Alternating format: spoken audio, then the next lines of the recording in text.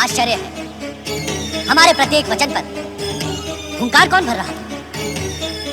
कौन है वो प्राणी जो हमारी आज्ञा के बिना इस दिव्य ब्रह्म ज्ञान के संदेश को सुनकर हुंकार भर रहा था? उपस्थित हो।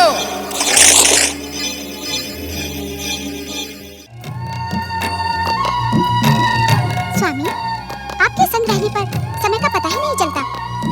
गगन विहार करते करते पूरी रात बीत गई। देवी पार्वती, पूर्व दिशा से उगने वाला आज का सूर्य आपके लिए ब्रह्म ज्ञान का महान संदेश लेकर आया है। तो क्या ब्रह्म ज्ञान मुझे आज ही मिलेगा? हाँ देवी, हमने निश्चय किया है कि इन्हीं हिममणित पर्वत श्रेणियों के एक हिम पाषाण कंदरा में हम तुम्हें वो ब्रह्म ज्ञान प्रदान करेंगे जिसे पाने की आकांक्षा में विगत कई दिनों से तुम्हारे हृदय में द्वंद्व चल रहा है।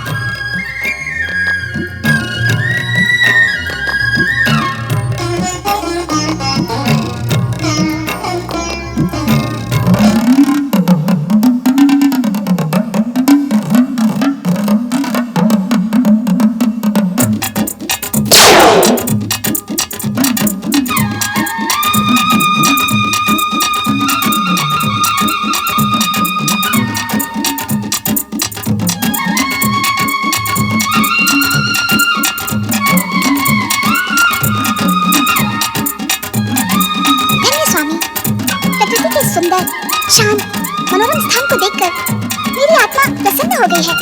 देवी पार्वती, ब्रह्म ज्ञान प्राप्त करने के उद्देश्य से तुम जिस गुफा में खड़ी हो वो प्रकृति के गूढ़तम रहस्य से भी अधिक गूढ़ और रहस्यमयी। इस सुंदर स्थान की ऐसी क्या विशेषता है स्वामी? इस स्थान का रहस्य आज तक पूर्व किसी के सामने उल्लेखित नहीं किया गया। हमारे अतिरिक्त इस समस्त संसार में सर्वप्रथम तुम इस स्थान में उपस्थित होकर यहाँ का रहस्य ज्ञात कर रही हो। उस रहस्य को ज्ञात करने के लिए मैं उद्विग्न हो रही हूँ स्वामी। तुम्हारी उद्विग्नता स्वाभाविक है पार्वती। पर्वतराज हिमालय के अत्यंत कठिन, गूढ़ तथा हिम से ढके मार्गों में स्थित यह पवित्र गुफा अमरेश्वर के रूप में हमारा अत्यंत रहस्यमयी एकांत निवास स्थान है। ये आप क्या कह रहे हैं स्वामी? हम सत्य कह रहे हैं देवी पार्वती। हमारे अतिरिक्त किसी भी जीवात्मा को अब तक यहाँ आने का विधान नहीं था। निस्संदेह स्वामी, ब्रह्म ज्ञान प्राप्त करने के लिए मैं विगत दिनों से व्यग्र हूँ, किंतु अब आपके इस रहस्यमय एकांत निवास का रहस्य जानने को उत्सुक हूँ। देवी पार्वती, सृष्टि निर्माण के उपरांत जब जीवन के साथ मृत्यु भी अस्तित्व में आई, तब मृत्यु एवं अंतकाल देवताओं को भी भयभीत करने लगा। भयभीत देवगण हमारी शरण में आए। तब हमने देवताओं को मृत्यु के भय से उबारने के लिए सदा अपने मस्तक पर सुशोभित चंद्रमा को निचोड़ा। अद्भुत, आश्चर्यजनक। निश्चित ही सदा आपके मस्तिष्क का स्पर्श पाने वाले चंद्रमा में अमरत्व विद्यमान होगा।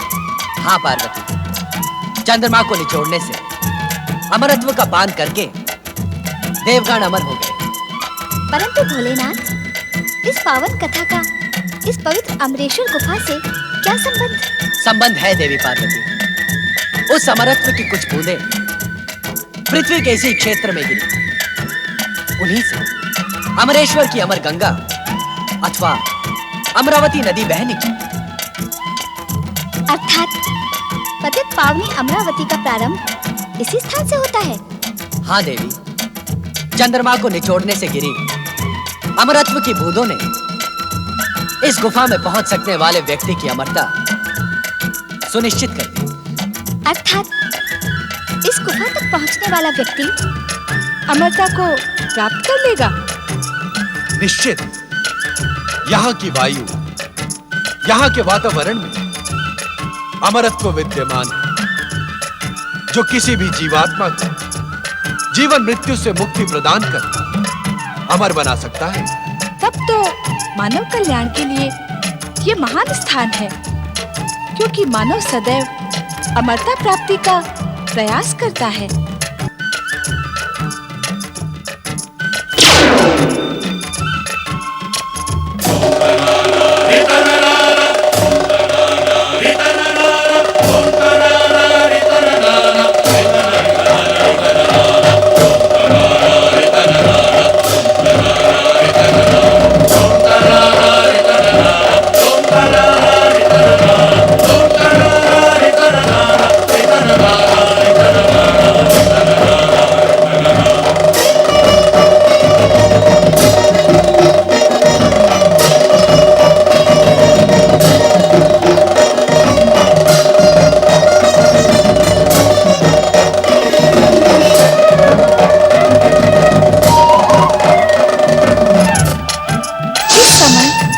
ये डमरूनाद क्यों स्वामी? देवी पार्वती, जिस प्रकार इस पवित्र गुफा में आने वाला जीव अमर हो सकता है, उसी प्रकार किसी भी जीव के कानों में दिव्य ब्रह्म ज्ञान पड़ जाने से वो ब्रह्मज्ञानी बन इस सृष्टि की समस्त व्यवस्था को छिन्न भिन्न कर सकता है। किंतु डमरूनाद से क्या होगा? इस डमरूनाद के भीषण स्वर से इस गुफा के आसपास रहने वाले जीव जंतु दूर भाग जाएंगे। क्या जीवन यहाँ भी है स्वामी? आश्चर्य है कि यह प्रश्न हमसे पर्वत नंदिनी पार्वती पूछ रही है। देवी, जीवित रहने की आकांक्षा जीवात्मा को कहां-कहां ले जाती है, यह जानकर आपको अपार आश्चर्य होगा। आश्चर्य तो मुझे इस गुफा को देखकर भी हो रहा है स्वामी। हम इसी आश्चर्यचकित करने वाले स्थान पर आपको ब्रह्म ज्ञान का अमर संदेश प्रदान करेंगे। इसी कारण भविष्य में यह गुफा अमरनाथ धाम के रूप में प्रसिद्ध होगी। जय अमरनाथ धाम। आज हमारे प्रिय मास श्रावण की पूर्णिमा है। आज के दिन जो श्रद्धालु शिव भक्त हमारी प्रेरणा प्राप्त कर यहाँ हमारे प्रतीक शिवलिंग के दर्शन करेगा, उसे अमरता के साथ ही साथ वैसा ही दिव्य ज्ञान प्राप्त होगा जैसा अब हम तुम्हें प्रदान करेंगे। अर्थात क्या अब प्रत्येक वर्ष श्रावण पूर्णिमा पर यहाँ आपका प्रतीक पूर्ण हिम शिवलिंग अवतरित होगा?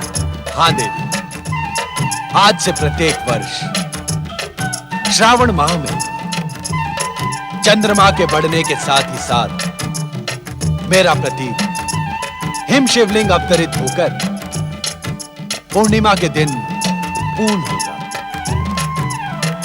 तथा चंद्रमा के घटने के साथ ही अमावस्या तक मुझ में विलीन हो जाएगा।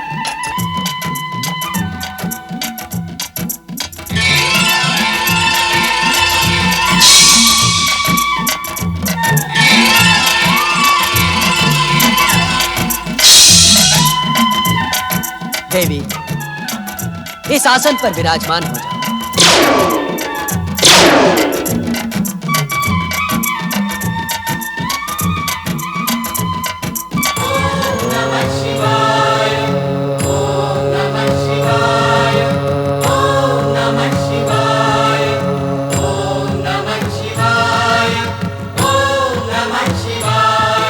ब्रह्म ज्ञान की कथा अत्यंत रहस्यमयी तथा कठिन है।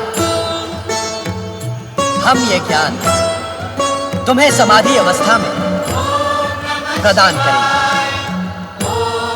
इसे कहते हुए हमें तथा सुनते हुए तुम्हें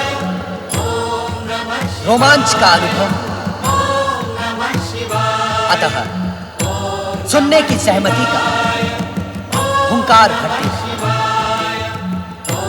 जिससे हमें यह ज्ञात रहे कि तुम ध्यान से ब्रह्म कथा सुन रही हो। जो आज्ञा। शक्ति स्वरूपा पार्वती, तुम्हें यह ज्ञात हो कि पूर्व काल में हमने अपने निर्गुण दिव्य तेज से पंचक्रोशी नगरी का निर्माण किया।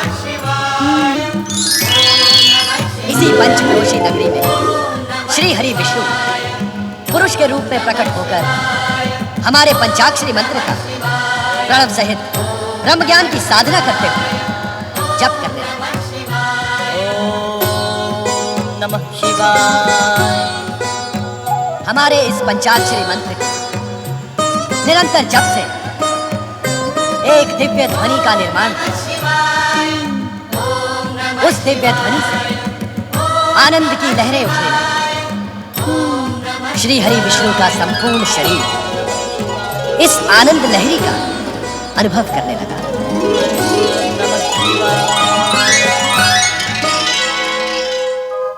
उनके शरीर से पवित्र ओमकारमय ध्वनि निकली।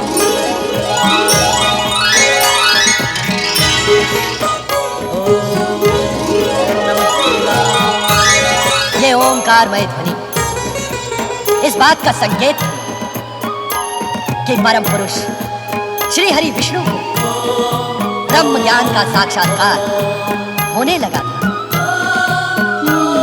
यह ब्रह्म ज्ञान शिव का स्वरूप है। जो जीवात्मा मुझ परमात्मा स्वरूप के इस ब्रह्म ज्ञान को अपने हृदय में स्थित देख लेते हैं, वो साक्षात हमें अर्थात शिव तत्व को प्राप्त कर लेते।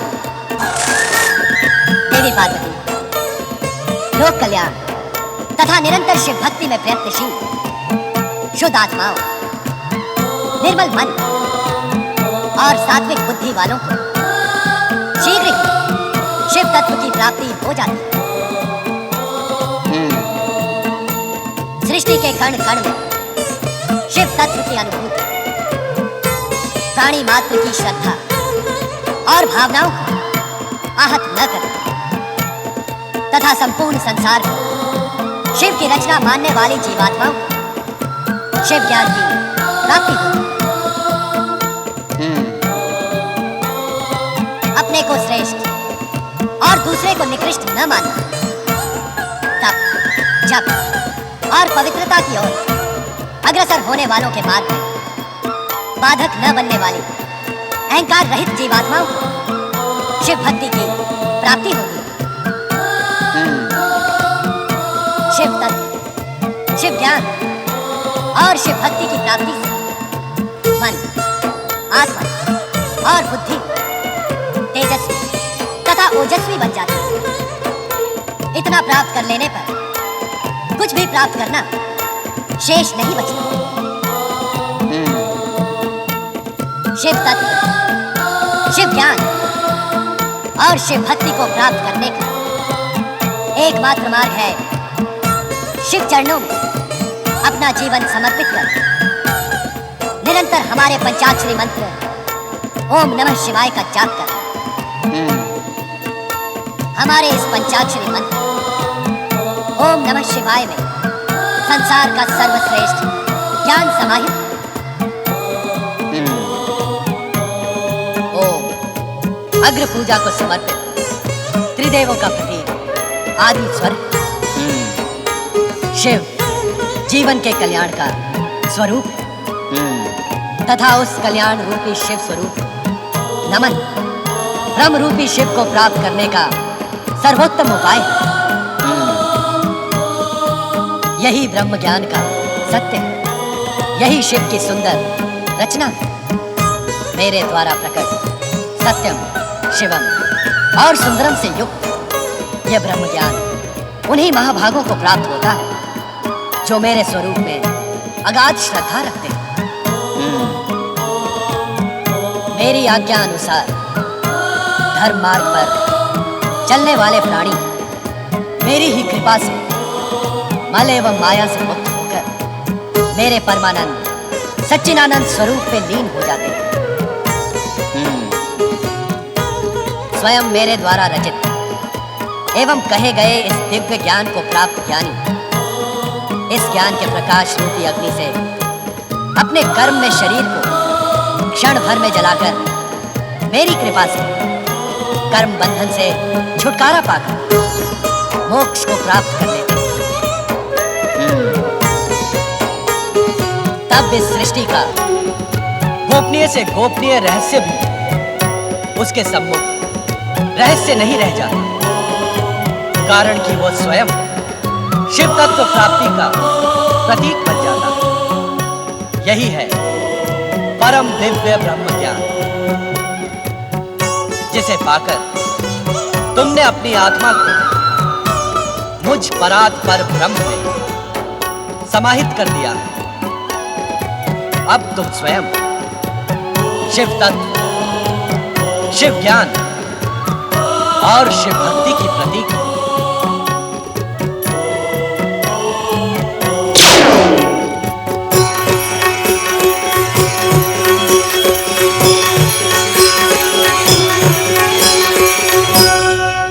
परंतु देवी पार्वती ब्रह्म ज्ञान प्राप्त कर सके इससे पूर्व ही निद्रा मग्न हो जाती है और उनके स्थान पर श्रापित कबूतर रूपी ध्रुव में ब्रह्मज्ञानी हो जाता है। कबूतर रूपी धौम्य को ब्रह्मज्ञान की प्राप्ति हुई, ये भी विधि का ही विधान था।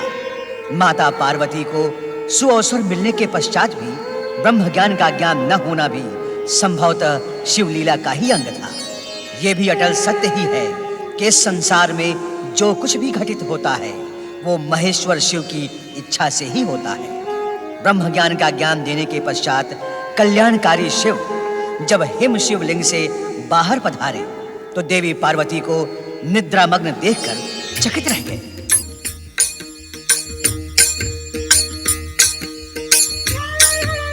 तुम सो रही हो पार्वती,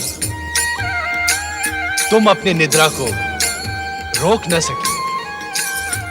परम शिव तत्व और ब्रह्म ज्ञान की प्राप्ति के स्थान पर तुम्हें निद्रा ही प्रिय लगी। आश्चर्य है, हमारे प्रत्येक वचन पर हुंकार कौन भर रहा था? कौन है वो प्राणी जो हमारी आज्ञा के बिना इस दिव्य ब्रह्म ज्ञान के संदेश को सुनकर हुंकार भर रहा था? उपस्थित हो।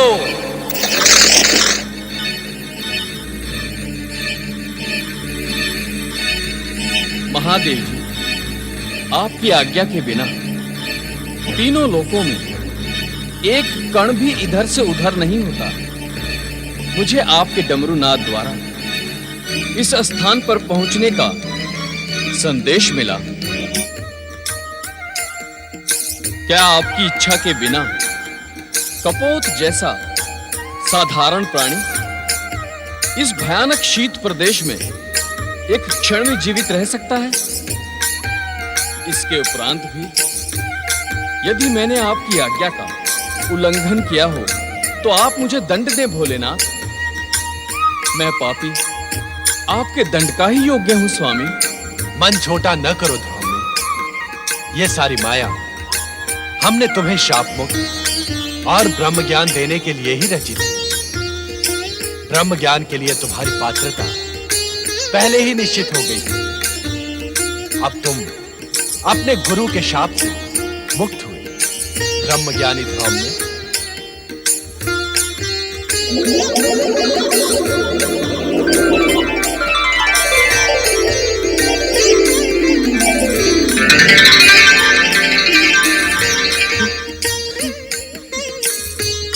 भोलेनाथ, भोलेनाथ, आप कृपा निधान हैं, दया के सागर हैं।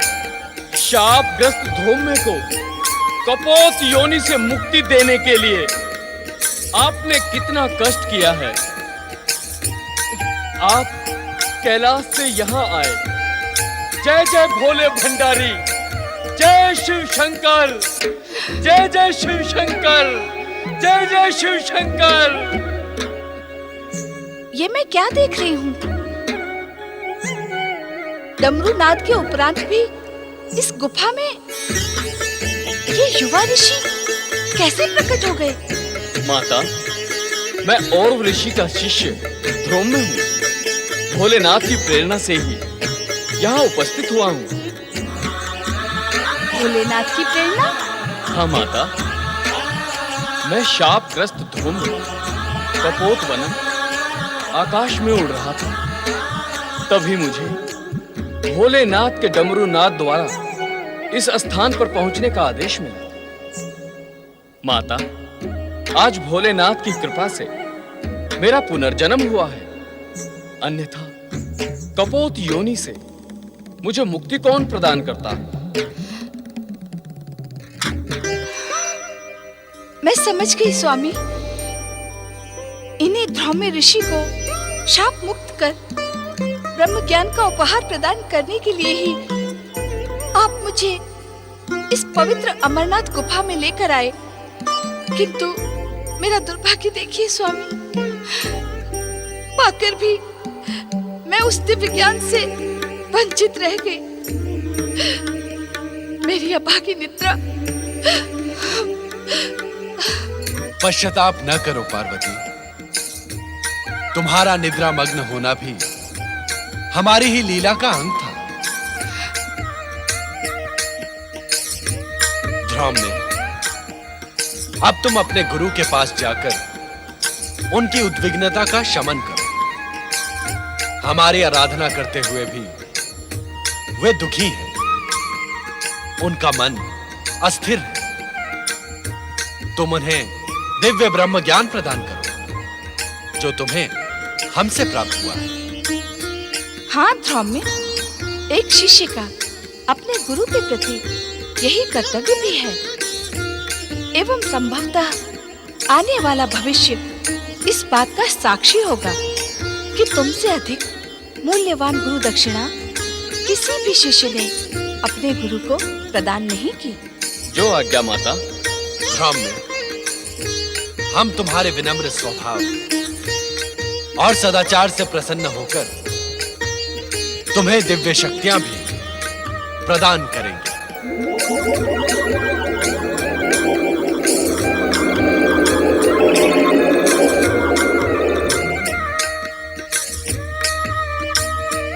मैं आपकी इस महान कृपा के योग्य नहीं था भोलेनाथ। भगवान, अब मुझे आज्ञा दी जिससे शीघ्र अतिशीघ्र मैं अपने गुरु को विषाद मुक्त कर सकूं। ओम नमः शिवाय। स्वामी, क्या मैं अब भी ब्रह्म ज्ञान से वंचित रहूंगी? धैर्य रखो देवी, समय आने पर इस प्रश्न का उत्तर तुम्हें अवश्य मिल जाएगा। अपने मन की उद्विग्नता का शमन करो देवी। तुम्हारे मन में जो प्रश्न जन्म ले रहे हैं उनका निसंकोच उल्लेख करो। स्वामी, ये अमरनाथ गुफा आपके ब्रह्म ज्ञान प्रदान करने से ब्रह्म भूमि बन गई है। इसके शांत तथा आध्यात्मिक वातावरण ने मेरे मन को प्रफुल्लित कर दिया है। स्वामी, अब मेरा मन यहाँ से जाने को उत्सुक नहीं है। क्या हम इस स्थान पर अनिश्चित काल तक निवास नहीं कर सकते? तनिक अपने नंदी तथा अन्य शिव भक्तों के साथ ही उन प्रियजनों की भी चिंता करो पार्वती, जो अपने समस्याओं के समाधान के लिए हमारी शरण में कैलाश पहुंचते हैं। हमें कैलाश पर ना पाकर सभी भक्त एवं प्रियजन भी ब्रह्म ज्ञान के लिए प्रयत्नशील होंगे। इससे उन सबका कल्याण होगा। माँ के हृदय में ममता का ही वास होता है। जो ज्ञान तुम स्वयं प्राप्त न कर सकी, उसे अपने भक्तों को प्राप्त कराने के लिए कितनी ललायत हो तुम। तुम्हारी इच्छा का सम्मान करते हुए हम तब तक यहां निवास करेंगे जब तक तुम स्वयं कैलाश जाने की इच्छुक नहीं होती। किंतु क्या स्वामी? हम यहां इस रूप में न रहकर हमारे प्रति हिम निर्मित शिवलिंग में ज्योति स्वरूप में निवास करेंगे। जो आज्ञा स्वामी।